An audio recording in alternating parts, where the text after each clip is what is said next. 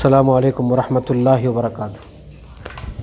الحمدللہ رب العالمین الرحمن الرحیم والعاقبۃ للمتقین والصلاة والسلام علی سید الانبیاء والمرسلین، اما بعد فاعوذ باللہ من الشیطان الرجیم، بسم اللہ الرحمن الرحیم۔ انا اعطیناک الکوثر، وقال اللہ تبارک و تعالی فی شان حبیبہ اجلالا و اکراما، ان اللہ وملائکتہ یصلون علی النبی یا ایہا الذین آمنوا صلوا علیہ وسلموا تسلیما، اللہم صلی علی سیدنا حبیبنا مولانا محمد وعلی آلہ وصحبہ افضل صلواتک وعدد معلوماتک بارک وسلم۔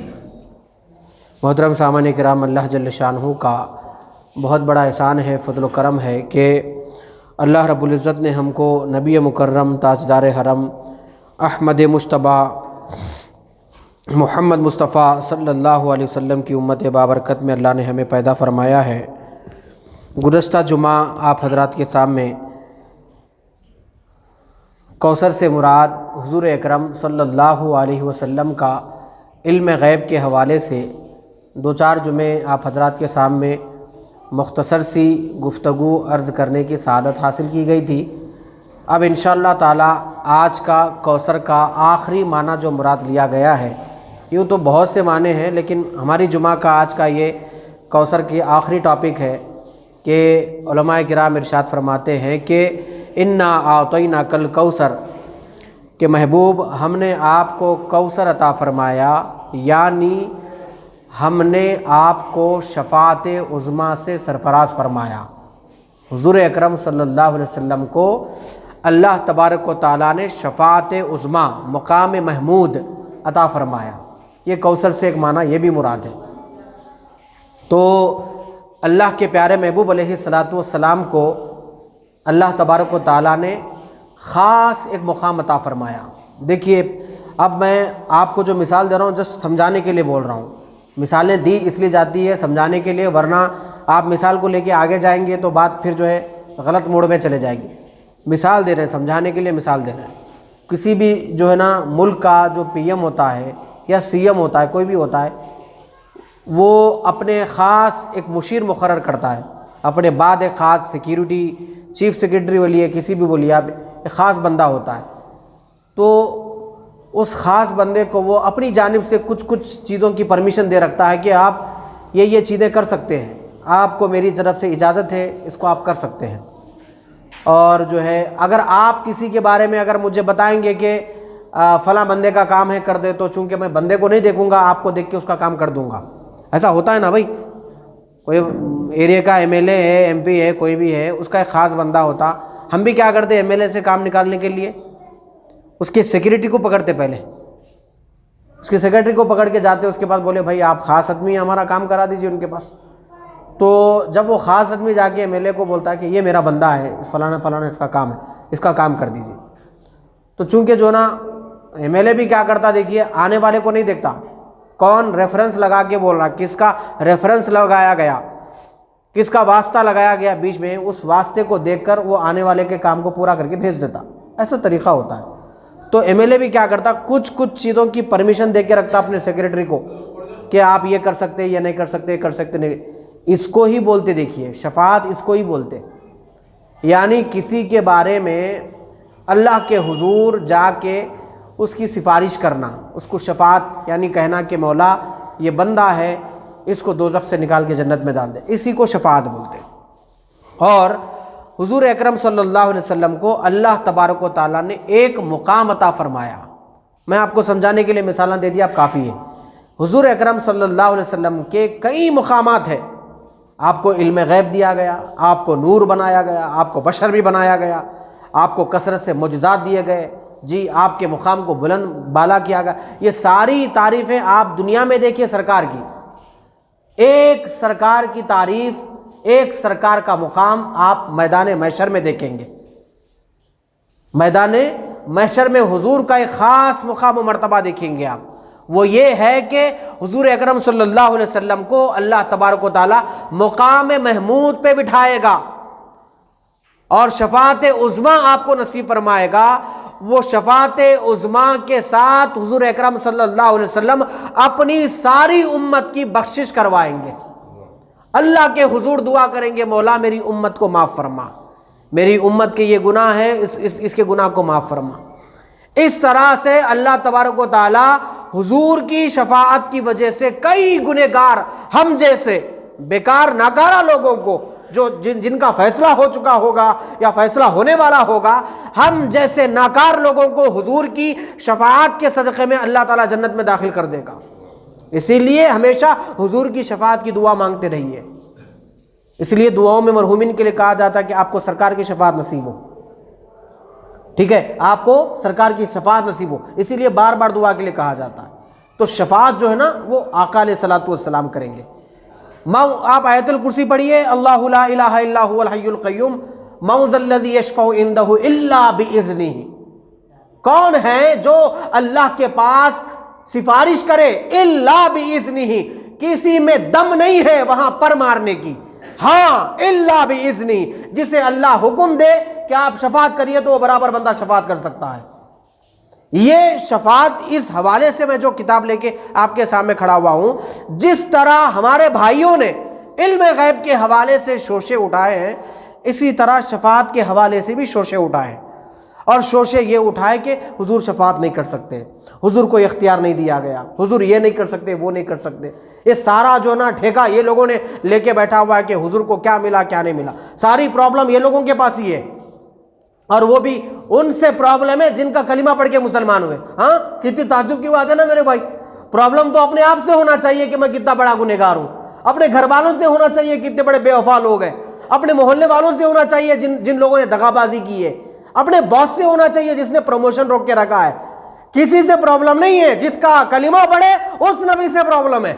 اور اس نبی کی شان میں نہ جانے کیا کیا کتابوں میں لکھے، مائکوں میں بولے، آڈیٹوریم میں، سیمینارز میں، کانفرنس میں کیا کیا بولے. اللہ خیر کرے، اللہ خیر کرے، اللہ ہدایت دے ایسے لوگوں کو.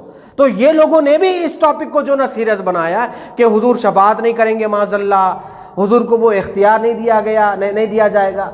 میاں تم حضور کی شفاعت کی بات کر رہے، اللہ تبارک و تعالیٰ تو ایک حافظ قرآن کو بھی اجازت دے گا کہ وہ اپنے ماں باپ کی شفاعت کرے، اللہ کے حضور دعا کرے. ایک حافظ قرآن اپنے خاندان کے 10 لوگوں کی شفاعت کرے گا اللہ کی بارگاہ میں. ایک حافظ قرآن اپنے خاندان کے 10. اسی لیے کم سے کم خاندان میں ایک جنے کو تو حافظ بنانا کم سے کم میرے بھائی. اس کو انجینئر بنایا، اس کو ڈاکٹر بنایا، انہیں 1 لاکھ لایا، انہیں 1.5 لاکھ لایا. بولے ایک بچے کو حافظ بنایا. میاں تو کیا لایا؟ بابا میں تو کچھ نہیں لایا، سینے میں قرآن لے کے آیا. انشاءاللہ جب یہاں سے وہاں جائیں گے تو وہاں آپ کی شفاعت کروں گا. جہاں پر آپ کے بیٹوں کی ڈگریاں کام نہیں آئے گی نا، میرا سینے میں جو قرآن ہے وہ قرآن کام آئے گا. یہ ہمارے بچے وہاں شفاعت کریں گے. جب آپ سینے پہ جو نہ رکھ کے ایک حساب سے ماتم کریں گے، کاش میں اپنے پورے بچوں کو حافظ قرآن بنا دیتا تو اچھا ہوتا تھا. 4 دن کی دنیا کے لیے بچوں کو کیا کیا نہیں بنایا میں. تو آپ انجینئر بھی بنا سکتے ہیں، +2 بھی کر سکتے ہیں آپ. ایسا نہیں ہے جو حافظ بنا وہ انجینئر نہیں بن سکتا. یہ غلط فلسفہ دماغوں میں بیٹھا ہوا ہے، اسی لیے مدرسے میں بچوں کو لوگ نہیں بھیجا رہے. جو عالم بنا وہ ڈاکٹر نہیں بن سکتا. ایسے کتنی مثالیں مارکیٹ میں نہیں ہے. حافظ قرآن بھی ہے، بندہ ڈاکٹر بھی ہے. میرے استاد محترم ہیں، میرے ایک استاد محترم ہیں، انگلش ایسے بولتے ہیں جیسے اردو بولتے ہیں. اور تعجب کی بات یہ ہے تیلگو بھی ایسی بولتے ہیں جیسے اردو بولتے ہیں. وہ تیلگو جانتے ہیں، سنسکرت جانتے ہیں، انگلش جانتے ہیں، ہندی جانتے ہیں، اردو جانتے ہیں. اور ایک عالم صاحب کا تو یہ عالم کہ وہ فرنچ جانتے ہیں، اسپینش جانتے ہیں. تو لوگوں کا یہ عجیب ذہن بن گیا کہ یہ کرنے والا وہ نہیں کر سکتا. الحمدللہ مجھ جیسا خاکسار بندہ بھی جو ہے نا، یہ اتنی جو نا سالوں سے یہ لائن میں رہنے کے باوجود بھی میں بھی کچھ نہ کچھ کمپیوٹر کی نالج جانتا ہوں. کمپیوٹر کیا چیز ہے، صاحب اللہ ان کا بھلا کرے، انہوں نے مجھے سکھایا. میں جو نا کمپیوٹر کی نالج جانتا ہوں الحمدللہ. مجھے بھی تھوڑا بہت کام آتا ہے سسٹم کا. تو ایسا نہیں ہے بھائی یہ لائن میں لگے ہوئے تو پوری یہ لائن میں لگے رہو، آپ دوسری لائن جو نا کنورٹ نہیں ہو سکتے. غلط بات ہے. یہ فلسفہ غلط ہے کہ ملا گھر سے نکلا تو کہاں جائے گا، بولے مسجد کو جائے گا، کہیں اور جائے گا نہیں جائے گا. یہ غلط ہے. حضور اکرم صلی اللہ علیہ وسلم کو اللہ تبارک و تعالیٰ کامل شفاعت کی اجازت دے گا. تو حضور کا مقام تو بہت بڑا ہے. ایک گھر کا خاندان کا حافظ قرآن بھی شفاعت کرے گا تو حضور کا کیا عالم ہوگا. عام ناچیز ایک حافظ قرآن کا یہ عالم ہے. بھائی کتنا بھی کرو، ایک حافظ قرآن ہے، اس کا مقام بڑا ہے. لیکن حضور اکرم صلی اللہ علیہ وسلم کا امتی ہے. امتی 10 لوگوں کی شفاعت کر سکتا تو نبی کتنے لوگوں کی شفاعت کرے گا؟ تو ذرا سوچئے. اب اس حوالے سے میں بیک گراؤنڈ تو آپ کے سامنے بن دیا، تھوڑے ریفرنس دے کے انشاءاللہ گفتگو کو آگے بڑھاتا ہوں. یہ صحیح مسلم شریف کی حدیث ہے، جلد نمبر 1 ہے، صفحہ نمبر 112 ہے. ٹھیک ہے. حضرت انس بن مالک رضی اللہ تعالیٰ عنہ سے مروی ہے، رسول اللہ صلی اللہ علیہ وسلم نے فرمایا کہ میں سب سے پہلے جنت میں شفاعت کروں گا اور میں تمام نبیوں سے زیادہ پیروکاروں والا ہوگا. سب سے پہلے شفاعت کا حق اللہ تبارک و تعالیٰ مجھے دے گا. سرکار ارشاد فرما رہے ہیں. امام مسلم اس روایت کو روایت کریں. حضور دیکھیں گے کہ میری امت کہاں جا رہی ہے. میری امت بھٹک رہی ہے، بہک ادھر جا رہی ہے ادھر جا رہی ہے، پریشان ہے. زمین تانبے کی ہو گئی، سورج سوا نیزے سر پہ ہو گیا، افراتفری کا ماحول ہے، کوئی ادھر بھاگ رہا ہے کوئی ادھر بھاگ رہا ہے. بھائی کیا جائے؟ ہر کسی کو اپنی اپنی پڑی ہوئی ہے. نہ پیسہ چل رہا، پیاس تو لگ رہی. یہاں تو پیسہ تو نہیں چلے گا، پانی پی رہے لیکن پھر بھی پیاس بجھ رہی نہیں. سورج اتنی دور ہے تو اتنی پیاس لگ رہی ہے. جب سورج سوا نیزے سر پہ ہوگا تو کیا حال ہوگا جی؟ اتنی افراتفری میں امت ادھر بھاگے. سرکار دو عالم صلی اللہ علیہ وسلم امت کو دیکھیں گے کہ میری امت کیسے کیسے بھاگ رہی ہے. اس وقت اپنی امت کو سرکار بلا کے کہیں گے کہ یہاں آؤ، میرے پاس آؤ، میں تمہاری شفاعت اللہ کی بارگاہ میں کروں گا. جی ارے لوگ تو دوڑ دوڑ کے آدم علیہ السلام کے پاس بھی جائیں گے. وہ بھی حدیث ہے، میں انشاءاللہ اس کا بھی حوالہ دوں گا آپ لوگوں کے سامنے کہ اللہ تبارک و تعالیٰ کے تمام انبیاء کرام کے پاس، جتنے انبیاء کرام ہیں نا، یہ پورے انبیاء کرام کے پاس امت جائے گی. بولے آدم علیہ السلام کے پاس جائے گی. ہمارے باپ ہے نا، آپ کی وجہ سے ہم دنیا میں آئے. بولے جی ہوا ہے. پھر آپ کیا ہماری شفاعت نہیں کریں گے؟ بولے دیکھو میں تو تمہارا باپ ہوں اور فرشتے بھی مجھے سجدہ کرے. بالکل صحیح بات ہے تمہاری، لیکن آج میں اللہ کو جو جلال میں دیکھ رہا ہوں میں نے کبھی نہیں دیکھا ہے. 1000 سال میں عمر گزاری ہے، میں نے آج اللہ کو جتنا غصے میں دیکھا ہے، اس سے پہلے میں نے کبھی اللہ کو اتنا غصے میں دیکھا. تو سوری، میں تمہاری آج ہیلپ نہیں کر سکتا. ایسا کرو تم کسی اور نبی کے پاس جاؤ. تو ساری امت اس افراتفری کے ماحول میں دوڑتے دوڑتے حضرت نوح علیہ السلام کے پاس آئے گی. بولیں گے کہ جو ہے بابا کے بعد جو مقام و مرتبہ آپ کو ملا ہے کسی کو نہیں ملا ہے، اور آپ کی قوم پوری ہلاک ہونے کے بعد زمین انسانوں سے پاک ہو گئی تھی. پھر آپ جو نا زمین کو پھر جو نا ری پاپولیشن کرے آپ، پھر زمین جو نا پھر دوبارہ آپ بس آئے. اور آپ کی کشتی کا یہ حال تھا کہ جتنے لوگوں کو بٹھائے، اتنا بڑا سمندر بھی آیا، عذاب بھی آیا، تو آپ کی کشتی نہیں ڈوبی. بہت مقام و مرتبہ ہے. اور اللہ نے قرآن میں آپ کے اوپر سلام بھیجا ہے. ہم پڑھ کے آئے ہیں، ہم امت محمد ہے، ہم پڑھ کے آئے ہیں. تو اب اللہ کی بارگاہ میں ہماری سفارش کریے. نوح علیہ السلام بولیں گے کہ ہاں کہ یقیناً میں کشتی بنایا تھا اللہ کے حکم سے، میرے بہت معجزات ہے، بہت مقام و مرتبہ، لیکن آج میں اللہ کو جتنا جلال میں دیکھتا ہوں میں نے کبھی اتنا اللہ کو جلال میں نہیں دیکھا، لہٰذا میں تمہاری ہیلپ نہیں کر سکتا. پھر امت دوڑتے ہوئے حضرت ابراہیم کے پاس جائے گی. دیکھیے کتنا بھٹک کے پھر رہے، کبھی ان کے در کبھی ان کے در، کہاں بھٹک رہے. دیکھیے آپ حضرت ابراہیم کے پاس جائیں گے. بولیں گے کہ آپ بیٹے پہ جو نا تلوار رکھے تھے، چاقو رکھے تھے، بیٹا ذبح نہیں ہوا. آپ کو آگ میں بچپن میں ڈالا گیا تھا لیکن جو ہے نا آپ کو آگ چھو نہیں سکی. آپ بیوی بچوں کو لے جا کے جنگل میں چھوڑ کے آئے تھے تو وہاں سے زمزم کا پانی نکلا. اتنے بڑے مقام مرتبے ہیں. اور ابراہیم الذی وفا، بولے ابراہیم میرا وفادار ہے. آپ کی وفاداری کی قسم، آپ کی وفاداری کی بات، ضمانت اللہ نے قرآن میں اٹھایا ہے. قرآن میں اللہ نے کہا کہ میرا ابراہیم وفادار ہے. آپ جب اتنے بڑے وفادار ہیں تو ہماری سفارش کریے اللہ کی بارگاہ، ہم پریشان ہیں. حضرت ابراہیم علیہ السلام کہیں گے کہ ہاں یہ سب مقام و مرتبے میرے پکے ہیں، لیکن میں آج تمہاری ہیلپ نہیں کر سکتا، کسی اور کے پاس جاؤں.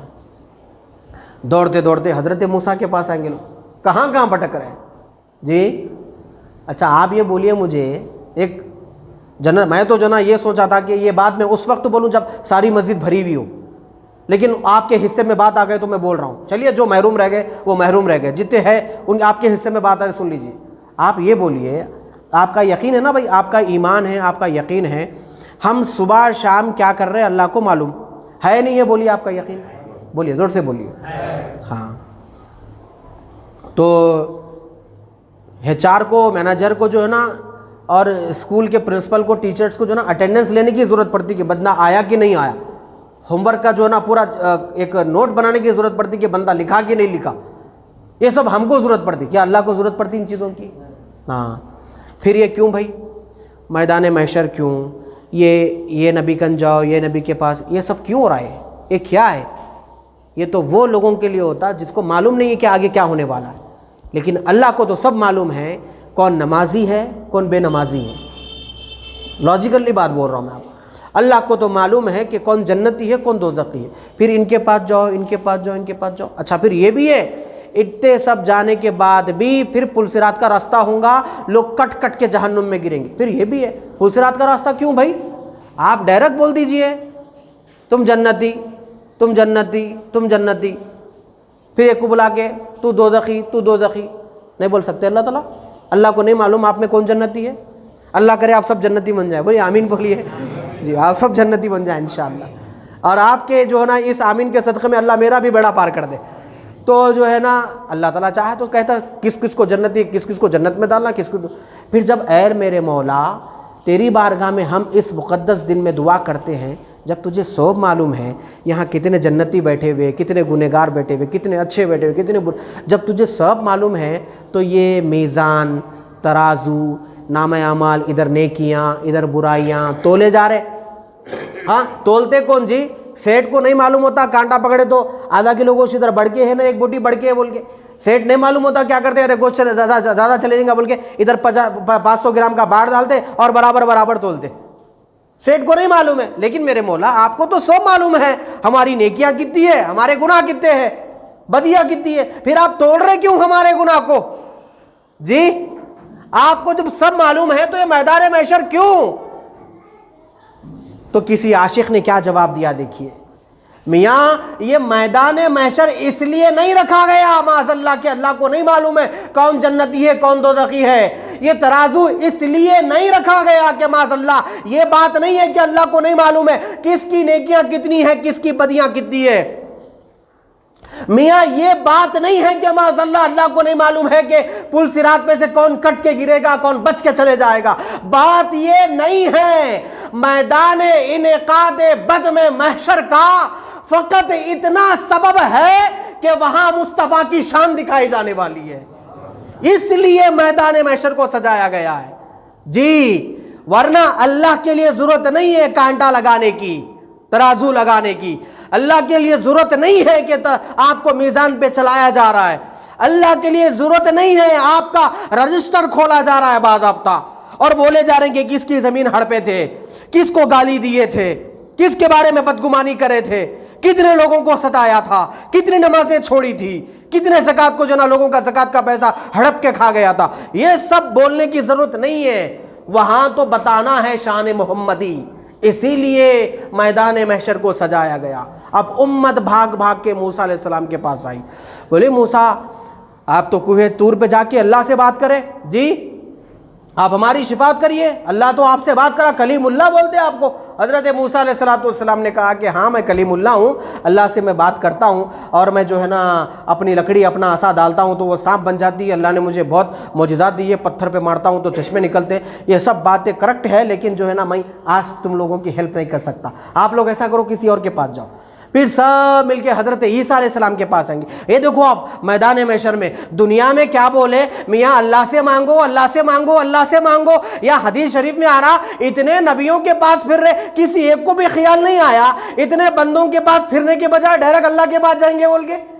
جی وسیلہ رکھو، وسیلہ رکھو، وسیلہ رکھو. پوری زندگی روتے رہا بڑے بھائی. لیکن یہاں تو ہے کہ ہر نبی کے پاس چکر لگا رہے. کیوں لگا رہے بھائی چکر؟ جاؤ نا ڈائریکٹ اللہ کے پاس، بولو مولا جنت ہے تو جنت دے دے، دوزخ ہے تو دوزخ دے دے. نہیں نہیں، وسیلہ ایک ذریعہ ہے. یہاں بھی لینا پڑتا ہے وہاں بھی لینا پڑتا ہے. ایک ذریعہ ہے وسیلہ، ورنہ اللہ کی شان ہے.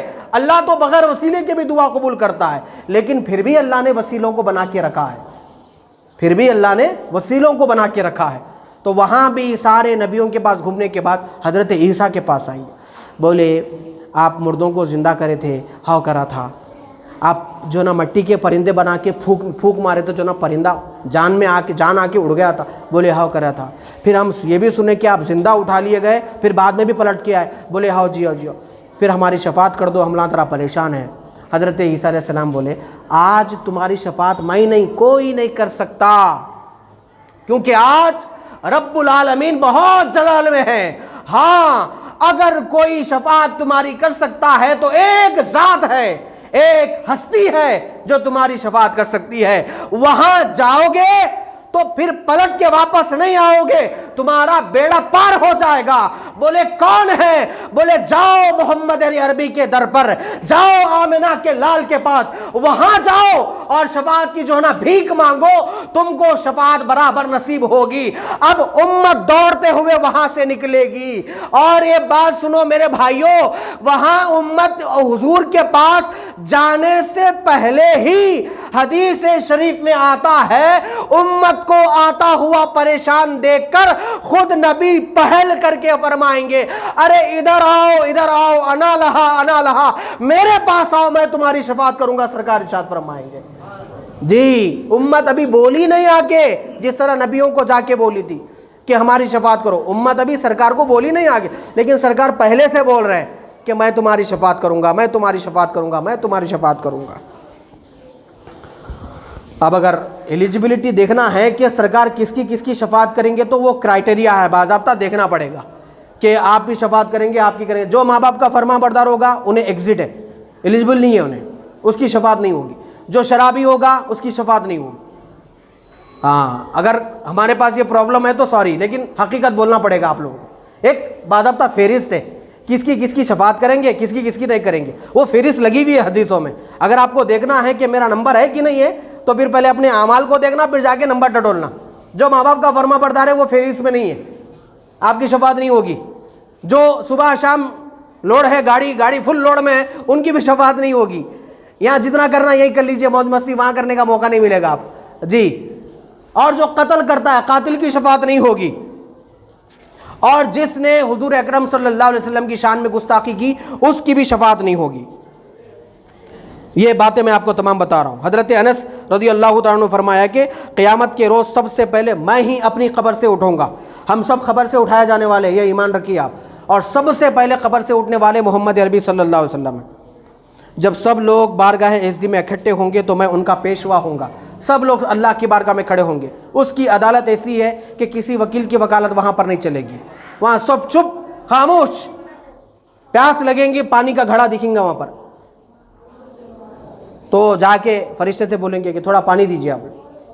تو یہاں آپ جیسا دنیا میں پانی کا باٹل خریدنے گئے تو 100 کی 1000 کی جو پتی دیتے تھے، 20 کی 30 کی، اور یہاں تو پتی نہیں دے سکتی ہوں، 500 کی نوٹ پرانی چلتی ہے اب، یہیں نہیں چل رہی تو وہاں کہاں چلتی جی؟ اب تو نوٹاں ڈالراں کچھ بھی نہیں چلیں گے۔ وہاں فرشتہ آپ سے کیا پوچھیں گا؟ جو پانی کا گھڑا لے کے ٹھہرا ہوا ہے، آپ کے اعمال دیجئے، تھوڑے اعمال دیجئے، تھوڑا پانی دیتا ہوں میں، تو آپ تھوڑے اپنے اعمال میں سے نکال کے ان کو دینا پڑتا تو انہوں آپ کو 1 گلاس پانی دیتے۔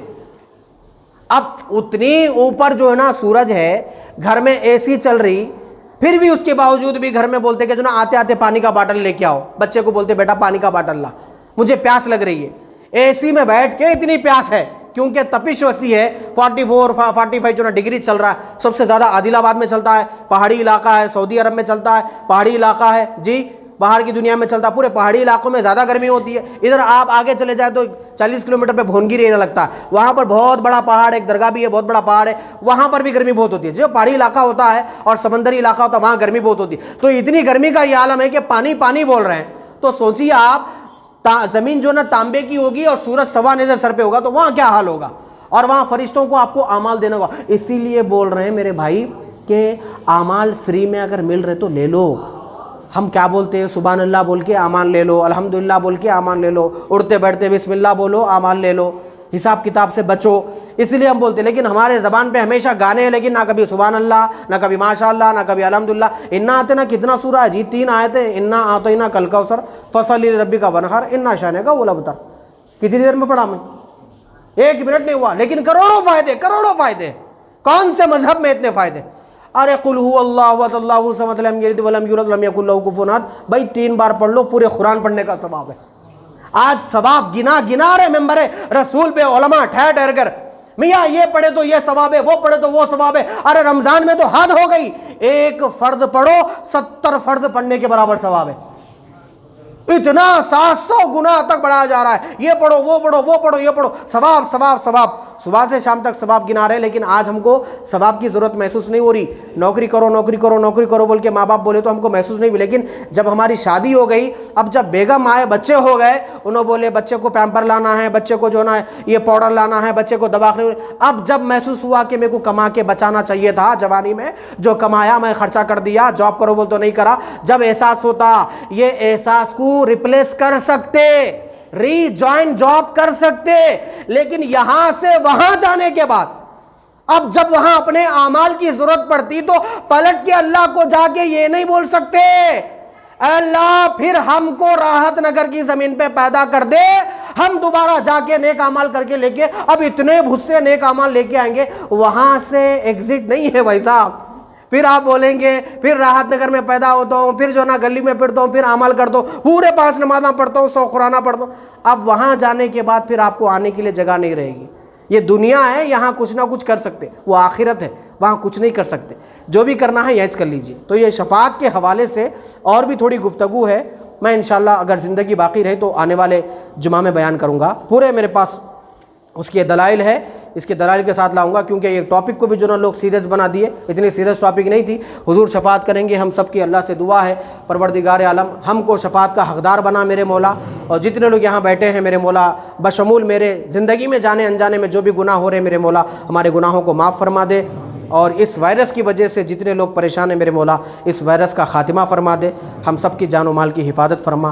وما علینا الا البلاغ۔